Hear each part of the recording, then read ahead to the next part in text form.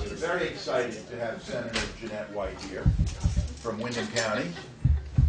She is playing a significant role in something called Proposal Number 5, which is a constitutional amendment to the Vermont Constitution. And she will explain to you what this involves. And one of the reasons why she wanted to come into schools was because it relates directly to you. So thank you, Senator. Thank you. I am Jeanette White. I live in Putney, and I chair the Government Operations Committee. I've been in the Senate for 8 years now, and I chair Government Operations. And it sounds kind of boring and dull, but one of the things that we do is we do all elections issues and municipal issues. And the elections issues and the kind of workings of the government are what I love up there. So our committee also deals with constitutional issues. They all come to our committee. Are you familiar with how the Constitution in Vermont gets changed? No. Okay.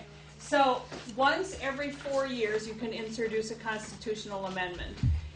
And it takes a long time. It has to be introduced, it goes through the committee, and I'm sure that you know that when a bill comes out of a committee it can be amended and it can be changed any way possible. But a constitutional amendment, when it comes out of the committee, that's the way it is. There's no change ever again on it. It's either up or down. So it has to pass the Senate by 20 votes. Now, there are 30 people in the Senate, but it isn't a simple 2/3. If there are only 21 people there on the day you vote, it still has to pass by 20 votes. Then it has to go over to the House and pass by a simple majority. There are 150 people there, so it has to pass by at least 76. Then there's an election. So in 07-08 session, we could introduce an amendment. Then there's an election, and you have the 9-10 legislative session. So you have different people coming in. It has to once again pass the Senate and pass the House. So now you've had 4 years already of dealing with this. Then it has to go out to the general population in the general election to be voted up or down. So it's hard, and it takes a minimum of 8 years to change the Constitution. So, in 07-08 session, we had some girls in Montpelier as part of the Girl Scout program called Girls Rock the Capitol. And they come up every year, and it's really fun. And they spend 1 day a week there for, I think, 8 weeks. And at the very end of the session, this was in 08, so we had just gone through the primaries, the presidential primaries. 3 of the young women came up to me and said, "We wish we could have voted in the primary. But in Vermont, our Constitution says you have to be 18 years of age in order to vote. In 10 other states, 17-year-olds can vote in the primary." So they couldn't vote in the primary, and it took a constitutional amendment to change that, to allow them to. So they asked me if I'd introduce the amendment, and I did. And here we are. So we had our hearings. We heard from everybody that might have had an interest. We heard from students. We heard from town clerks. We heard from the Republicans, the Democrats, the Progressives, Common Cause, the League of Women Voters, anybody who wanted to come in and testify. And we finally wrote the amendment the way it will appear on the ballot. And then it passed the Senate, passed the House, went back this last year, passed the Senate, passed the House again, and now it's on the ballot for November 2nd. And so it's up to the population, and so I'm hoping that you'll get out there, and probably most of you won't be able to vote in November. How many will you be able to vote in November? We'll be 18. All right. Well, we'll count on your 2 votes. But I'm hoping that people will get out there and spread the word, because whenever you're dealing with issues of just good democracy, there's no well-funded interest group that promotes it. So this is an issue of good democracy, I think. So what I'm going to do now is just have you ask questions and have a conversation, and I'll just tell you what it does. If you will be 17 years old, if you will be 18 years old by the day of the general election, you'll be allowed to vote in the primary to help pick the candidates for the general election. Very simple. Any questions? No? You got 3 votes. He's 18. Oh, you're going to be 18 also. 3 I am votes. You're 18? I am 18 already. As long as you're 18 by November 2nd, you can register to vote. So to vote yes on Prop 5? Vote yes on Prop 5. That's it. Okay, so wait, is this going to be on the ballot? Yep. It is on the ballot November 2nd. Okay. Yes. So, yeah. I'm just curious if you've had any opposition to it, and if so, what was their reasoning why they would oppose it? I can tell you there is opposition to it. The person who's running for, it was kind of under the radar and nobody was really talking about it until Jason Gibbs, who's running for the Secretary of State on the Republican ticket, came out and said he's opposed to it. And then he enlisted some town clerks, and the town clerks, not all of them, the Brattleboro town clerk is very much in favor of this. Some of the town clerks are opposed to this. And I'll tell you, they have 2 primary reasons. Well, they think it's vague and not worded well, but it's actually very clear. It just says exactly what I said. But that you can't take an oath if you're under 18, and in Vermont, you know, we have to take a voter's oath in order to vote. And it just says, actually it says, what your poster back there says, he who is by nature not his own, but another man's, is by nature a slave. That's what our oath says. It says, when I vote, I'll be voting my own conscience. Nobody's going to be telling me what to do. So, there we have the registration form, the voter's oath. Want me to read it? Sure. Okay, because I'm a notary. You don't have to be You don't have to be a notary. No. You can explain that. You don't have to have anybody administer the oath to you at all, because we changed that in my committee 4 years ago. So now you can administer the oath to yourself, and you just attest to the fact that you've taken it. It used to be that you had to have someone to notarize, meaning that someone officially gave you the oath, and then I had the authority to then sign off saying that I attested to the truthfulness, or what is called the veracity of the oath of the person taking that oath. So this is what the voter's oath. This is what you have to take when you want to be a Vermont voter, and this comes from the Vermont Constitution. I don't know what the I don't know was the original Constitution or not. I don't know. It was in the original Constitution. Okay, all right. Do you solemnly swear or affirm that whenever you give your vote or suffrage touching any matter that concerns the state of Vermont, you will do it so as, in your conscience, you shall judge will most conduce to the best good of the same, as established by the Constitution, without fear or favor of any person? And then you have to, to be a voter, you have to say, yes, I agree with that, and then I can sign off on that. But right now, because of what Senator White has done, it's made it more democratic, more easily accessible, is that you don't need a person who has the quote legal authority to do it anymore. You can do it. Right. So that's one argument, is that a person under 18 can't take an oath. But an oath is different than a contract. If you're under 18, you can't sign a contract legally to buy a new car. You have to have your parents sign for you or somebody sign for you. But an oath is different, because an oath is just a statement of fact. It's a statement of your promise. So we don't have in Vermont a clear age of majority, 18. And at 18 you can do everything. You can vote, you can drink, you can get drafted. We don't have that. We have different ages for many things. You can't buy a beer until you're 21. You can go into the Army when you're 18. How old do you think you have to be to consent to have sex? 16. How long do you think people have in order to file paternity suits? Till what the age of the child? 21. Mm-hmm. Really? What age do you think the minimum age for which you can be held criminally responsible for your acts? 10. You heard me on the radio yesterday. You can work at 14. Adult learners start at 16. So we don't have any clear age that says 18 is when you can do all these things. So if the Constitution says you can take an oath and vote in the primary, you can do it. So that's number one. That argument is as far as I'm concerned, out the window. The second argument is that it isn't clear. It doesn't say exactly how it'll be done. Will we have a separate checklist for people who are 17 when they're voting? How will we know? Do they have to register the same? But Vermont state law is very, very detailed in terms of our election law. And if we worked out the details and wrote a law implementing this, the law would be found unconstitutional because the Constitution hasn't been changed yet. So we can't pass a law working out the details until we change the Constitution. So it's kind of like a catch-22 here. We have to change the Constitution first. And that's where the pushback is coming from, is from those two sources. Many town clerks support this.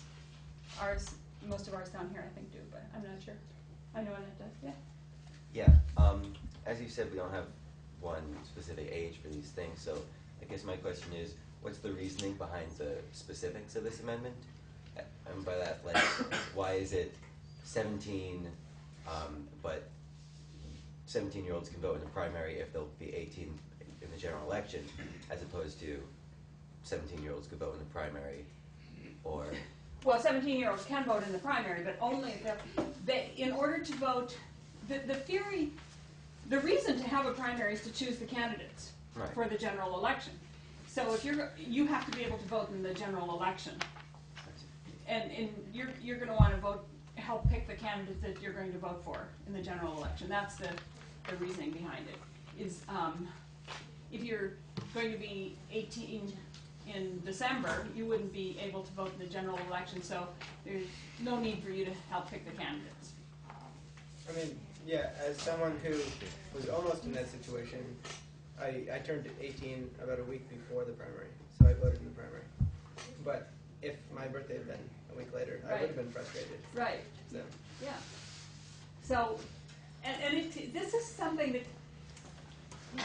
if you figure how many kids fall in that category statewide, it's not very many.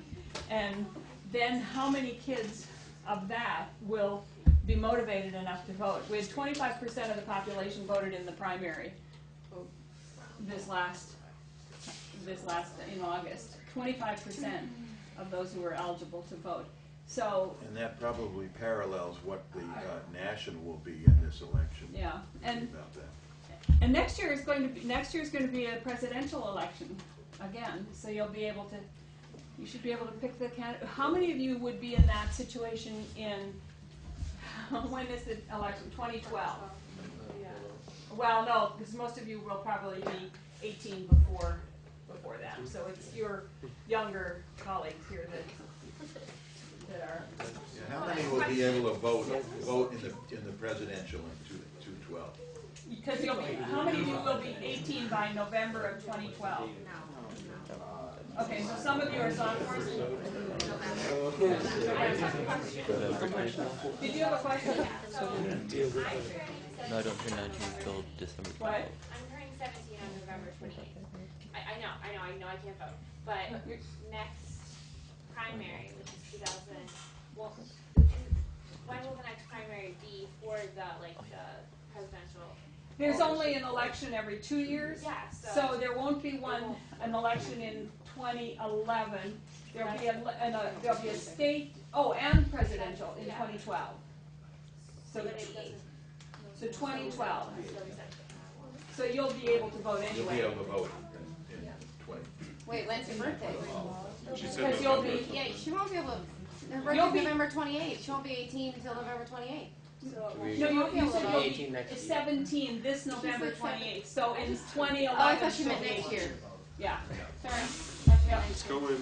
Other questions? I didn't pay attention. Or comments, or do you think this is a good idea, or do you think it doesn't make sense? I would like to rise, Senator, and be unopposed to this.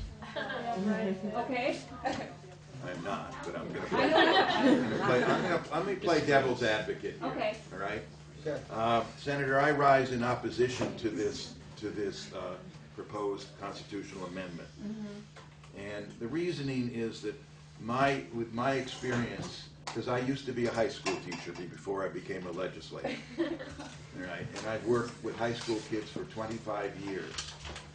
And I know them to be too immature and too involved with only themselves to care about such important responsibilities as voting. That's my position. Do you want to give the response? Well, I think you could say the same about some adults, that they don't take enough interest in the issues and reading the news in the paper to have the right to vote, yet they still can, and I think it's an opinion, not a fact that you just stated, so we can't go off of it. I would have said the same thing, and I would have said that only those who are motivated will go vote. So you're not. It isn't like in some countries where you're telling everybody they have to vote. Australia, and Turkey are two countries I know of where you have to vote or you get fined. Yeah. So, sir, I respectfully disagree with you, because I think that there are many kids who are under 18 who are motivated, well-informed. We've worked with them in the legislature. You know that they are. We've worked with them on the CLIA issue. We've worked on them That's with... unfair. Jeanette White helped us when our students wrote, the CLIA students wrote a Sweatfree Purchasing policy bill that became law, in part helped Senator White, and this was about 4 years ago. So that's still unfair. That was because my committee also does purchasing for the state. We set the policies for state purchasing. That's why I was involved in that. So any other comments, or did you have any other issues, or yes, do you just... I still think that even though I understand what you are saying, I don't agree with it. That I think that it is very clear that when you look at student performance in high school and such, that if they were more responsible about their academics and their behavior in school, then they would prove to be better voters. So how about we do this, that we make an amendment. I know we can't make an amendment to the Constitution, but that only students who get A's in high school have the right to vote. I would say, sir, that that's an outrageous suggestion. We don't have voting in the United States and in Vermont. Voting is a right. It isn't a privilege that you have to earn. It's a right that you have by being a citizen of the state. And so we can't put conditions on it.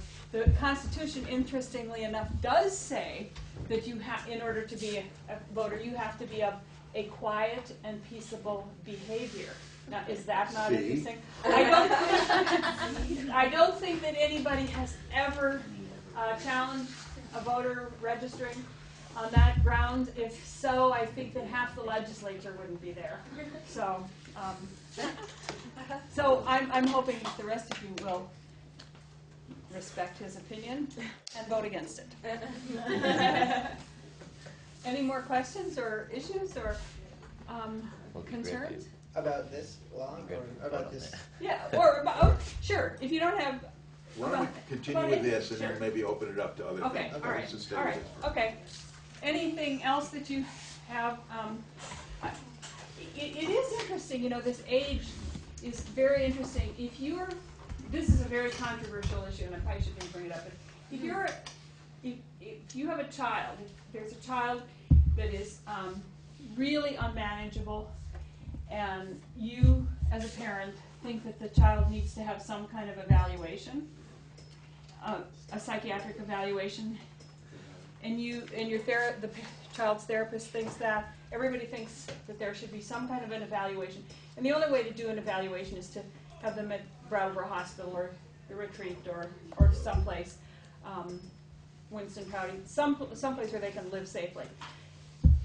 At what age do you think a child can say, no, I won't do that? 6. Oh. A 6-year-old can say no. Now, if you have a 6-year-old who's totally unmanageable, they're probably going to say no, right? And then you have to go to court and have them legally committed. So we really give people at many different ages the ability to make decisions. And I think that 17 certainly is reasonable enough to give people the right to choose candidates. Yeah. Are you seeing primarily support for It's really hard to know because, like I said, when you have something like this that, in my opinion, is just good democracy, there aren't a lot of people promoting it. And this is such a heavy campaign season that everybody's campaigning on their own issues for their own office. And so there really isn't anybody out there. We had mostly positive calls yesterday. I was on Vermont Public Radio yesterday, and we had mostly positive calls. The one call was interesting. It was a father who said, "I respect my 18-year-old, but if he isn't ready to take full responsibility for life and everything else, then he shouldn't be allowed to vote." Wouldn't like to be his kid, but he was pretty adamant about it. But most of the calls were supportive. But it's hard to tell on something like this. There's no polls.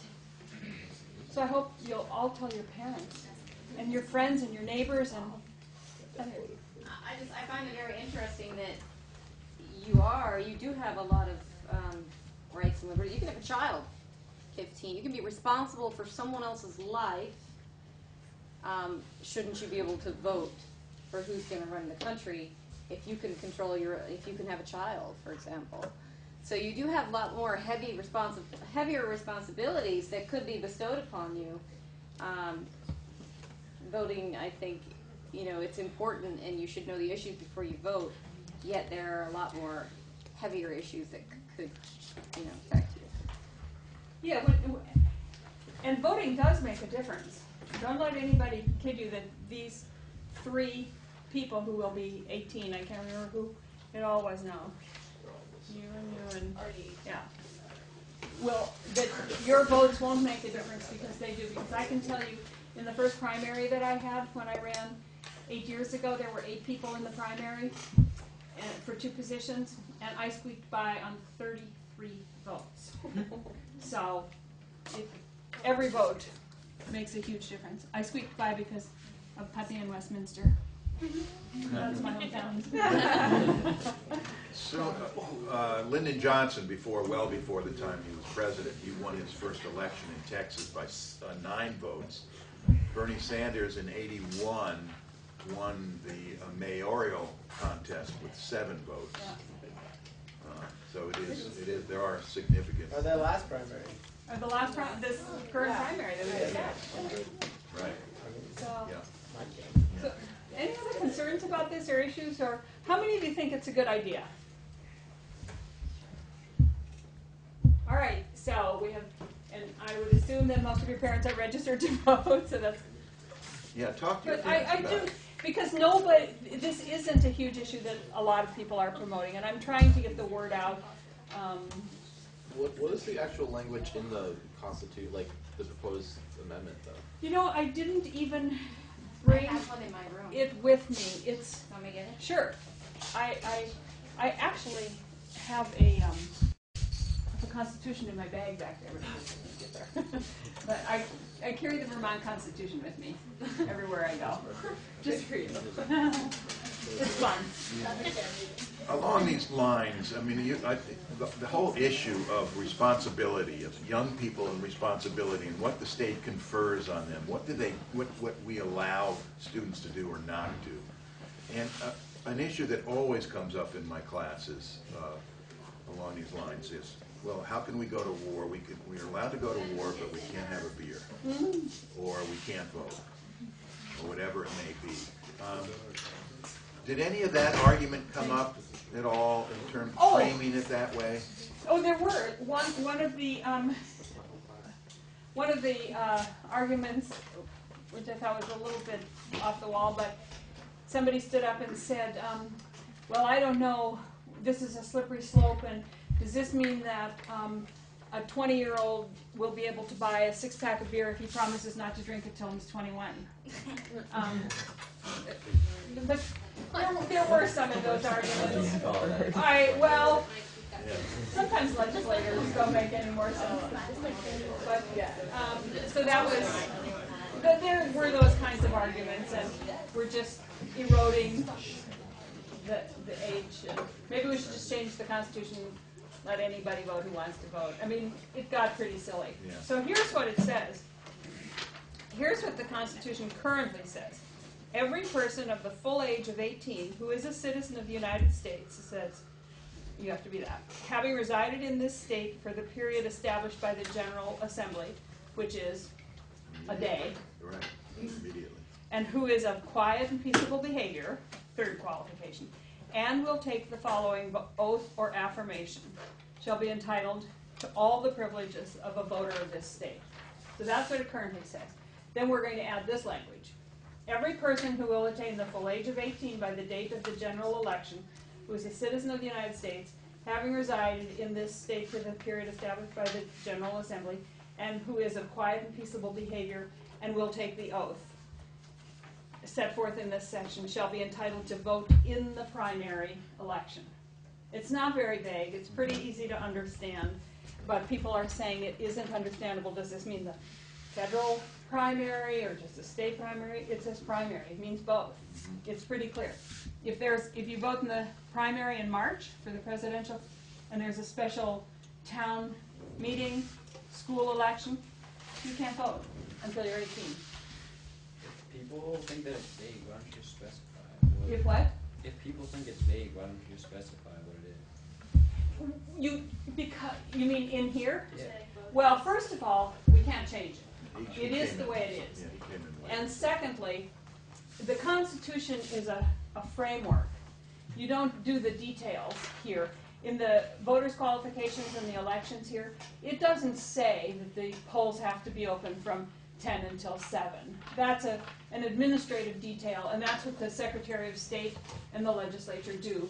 Once you have the framework, then we work out the details. And will there be a special ballot? Will there not be a special ballot? How will we keep track? Those details will be worked out administratively. Right, so the detail, like your example of March, if there was like a town meeting Right. vote, then you wouldn't be able to vote in that. You wouldn't, because it clearly says you'll be able to vote in the primary Right, for the general election.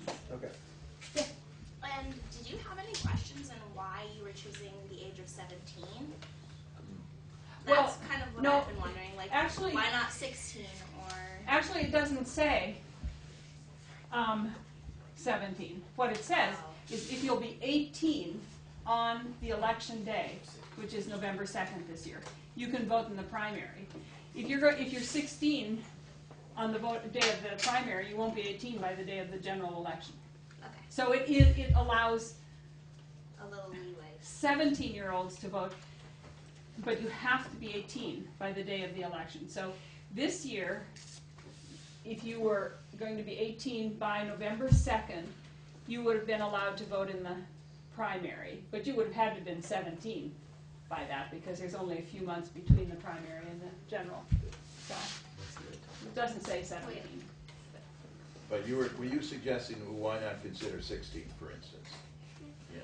Well, but then you wouldn't be 18 by the day of the general But election. just in principle, separate from this Then amendment. we'd and people have suggested, let's just change the Constitution to allow 16-year-olds to vote, or 17-year-olds to vote in general. But I think that wasn't what came to us. The request was to vote in the primary, and that's what we did. I think it would be an even harder fight to change the whole Constitution to allow all 17-year-olds to vote in general elections.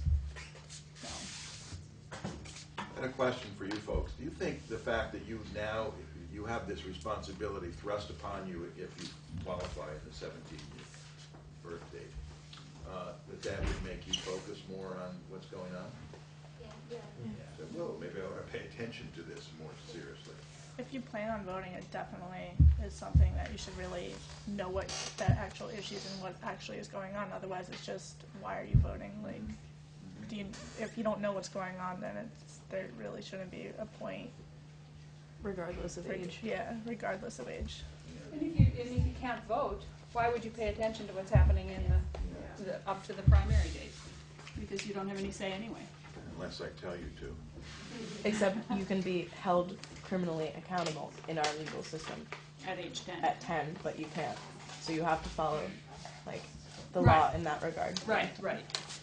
But in terms of the Right. politics going on, I meant, not the rest of it. You better be paying attention before that. Yeah. Someone going off what she asked, is 18, being able to vote at 18, is that a purely arbitrary number? Is there a constitutional basis for it? Or Well, It's part of the like US a Constitution. It used to be 21, and it was changed to 18, and it was changed to 18. I don't remember the exact year. I think it was in the early 70s, and the reason it was changed is because of the Vietnam War. Because people were so upset that we could be sending 18-year-olds off to war and they couldn't vote. So the U.S. Constitution was changed to 18, which meant all state constitutions had to change to 18. Before that, it was 21. Although under what is called the constitutional floor principle, if a state wanted to give more rights Yes. to individuals, you could say, okay, we're going to allow 16-year-olds to Yeah. vote, as long as you couldn't bump it up to 19, But because you the federal right, law right. is 18. And there are 10 states that already do this, that already allow this. Are they large states? I mean, are they, Ohio, okay. Maine. I can't think of the other ones, but yeah, they're big states. They're not. Come on, big. We're the smallest state in the country, Well, I so mean, I was saying, everybody's like, bigger. like But Montana, yeah, South Dakota, different yeah. No, population. Ohio is one, and they have yeah. So Any other questions? Oh, yeah, yeah. About this? Now, any other questions about this issue? Okay, do you have time? You can just talk about, Jeanette is running again for office, and I would like to turn it over to a more political nature, not that that's, administrative more, but more political if you feel more comfortable with that. that's Talk about fine. the election. That's fine.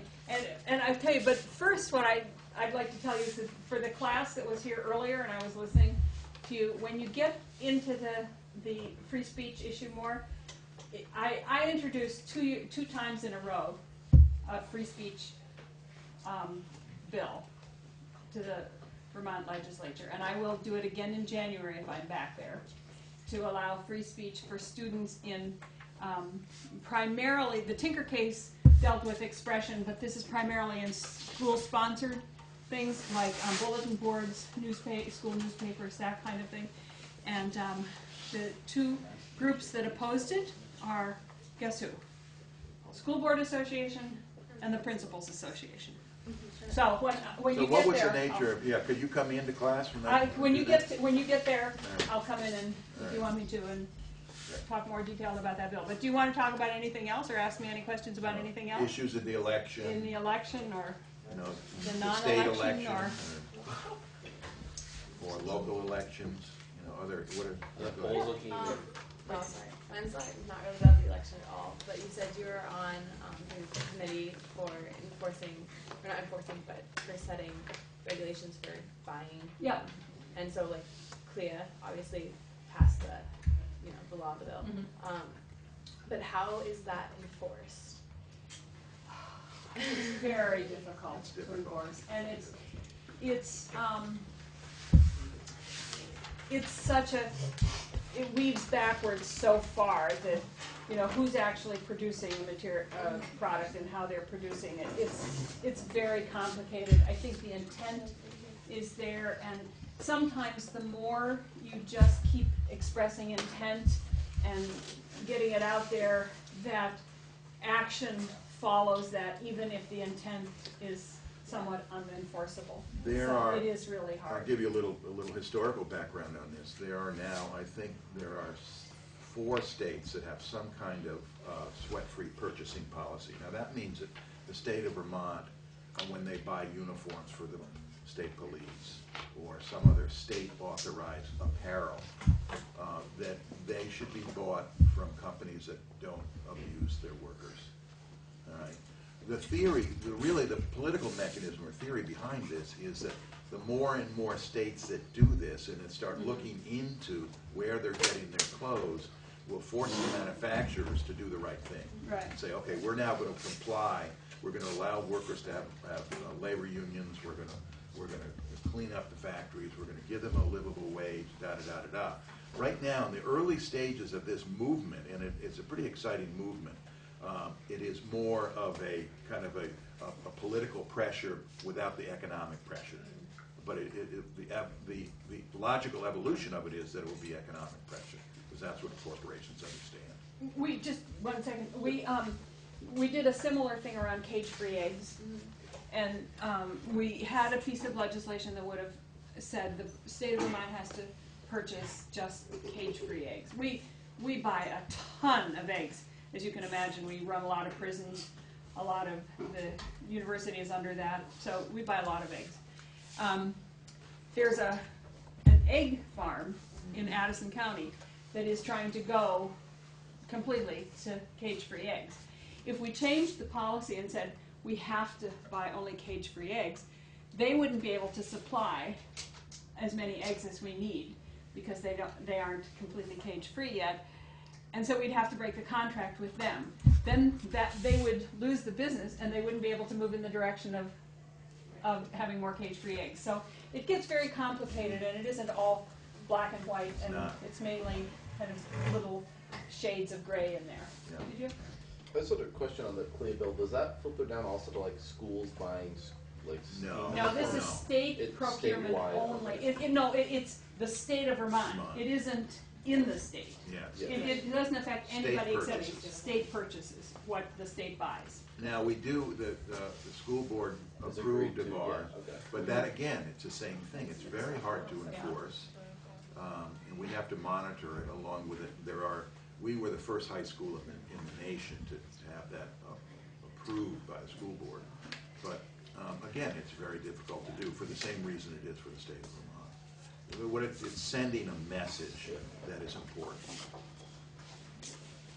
Any other questions or concerns, or what's on your mind, or what do you think about what's going on in the election, or are you just sick and tired of it? Which is understandable. What do you think? How many watch political ads? The worst ones are the New Hampshire and Massachusetts ones. 'Cause you get Yeah, them that's like true. trying to watching PBS and it's New Hampshire, ads and like they're going back and forth. And, like I just want to watch the news. We have some pretty bad ads in Vermont. It isn't exactly what we think of as Vermont politics. Because it's very local. And so. Other questions or Or statements? issues or things that you have concerns about?